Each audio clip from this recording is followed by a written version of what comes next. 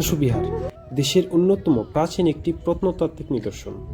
ভাসুবিহার স্থানীয় লোকদের কাছে এটি নরপতির ধাপ নামে পরিচিত। প্রায় 2000 বছর আগে এটি বৌদ্ধবিহার এবং একটি মন্দির নিয়ে কালের সাক্ষী হয়ে দাঁড়িয়ে আছে। প্রাচীন বাংলার রাজধানী পুণ্ডনগর খ্যাত বগুড়ার মহাস্থানগড়ের পাশেই শিবগঞ্জ উপজেলার বিহার নামক স্থানে এই বিহারটি অবস্থিত। 1973 সালে প্রথমবারের মতন খনন করা হয় ভাসুবিহার।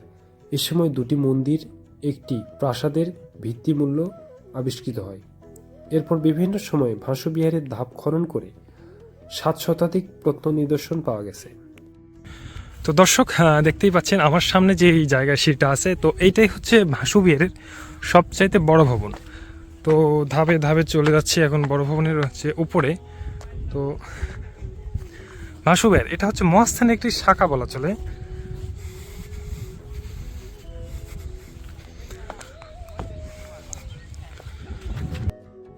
বিহারের সবচেয়ে বড় ভবনের চারপাশে প্রায় 100 কামরার মতো রয়েছে।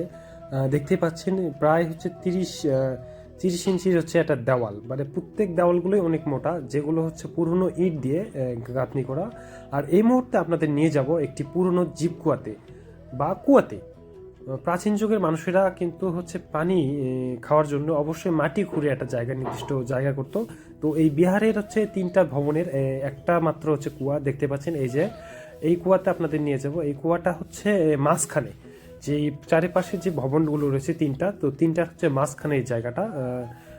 হয়তো বা হচ্ছে সেই সময় এই জায়গাটা হচ্ছে আগিনা বা হচ্ছে ফাঁকা জায়গা ছিল, দেখতে পাচ্ছেন। এটাই সেই পুরনো কুয়া। তো এখান থেকেই হচ্ছে সেই সব আগের মানুষজন পানি পান করতো। তো এই জায়গাটা হচ্ছে অনেক নিচু, মানে জায়গাটা অনেক গভীর ছিল। পরবর্তীতে এই জায়গাটা ভরে গেল। তো দেখতে পাচ্ছেন একটা বট গাছ, তো আর একটা বিল্ডিং, এই একটা এটা কিন্তু সবচেয়ে বড় একটি বিল্ডিং, আর এই পাশে এইগুলো হচ্ছে ছোট। তো দর্শক, ভাসুবিহারের বড় ভবনের এটা হচ্ছে মাছের জায়গা। তো অনেকেই বলে এই জায়গাটা, মাছের এই জায়গাটা কিভাবে মানে বাড়িটা কিভাবে তৈরি করা ছিল। তো আমার যেটা ধারণা যে এই মাছের জায়গাটা পুরোটা ফাঁকা ছিল, যে বড় বিশাল বড় বাড়ির দেখেন। আর এখানকার ওয়ালগুলো আছে এটা প্রায় 30 ইঞ্চি, 30 থেকে 40 ইঞ্চি, তারও বেশি হবে, 10, 20, 30, 40 ইঞ্চি। তো 40 ইঞ্চির দেওয়ালে দেখেন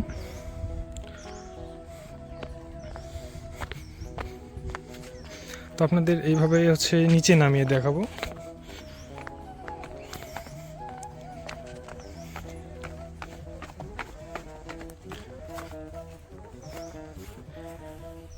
এটা হচ্ছে নিচের জায়গা। তো দর্শক, ভবনের পাশেই যে পূর্ব পাশের জায়গাটা অনেকগুলো কামরা দেখা যাচ্ছে। মূলত এই কামরাগুলো সেই সময়ে প্রজারা কিংবা বাড়ির হচ্ছে বিভিন্ন কাজের মানুষজন ব্যবহার করত, বিভিন্ন কাজে, কোষাগার, বিভিন্ন অফিস। দেখতে পাচ্ছেন এটা হচ্ছে ছোট কামরা, যেটা বড়টার থেকে এটা বিচ্ছিন্ন জায়গায়। বড়টার থেকে এটা হচ্ছে পশ্চিম পাশে এই জায়গাটা।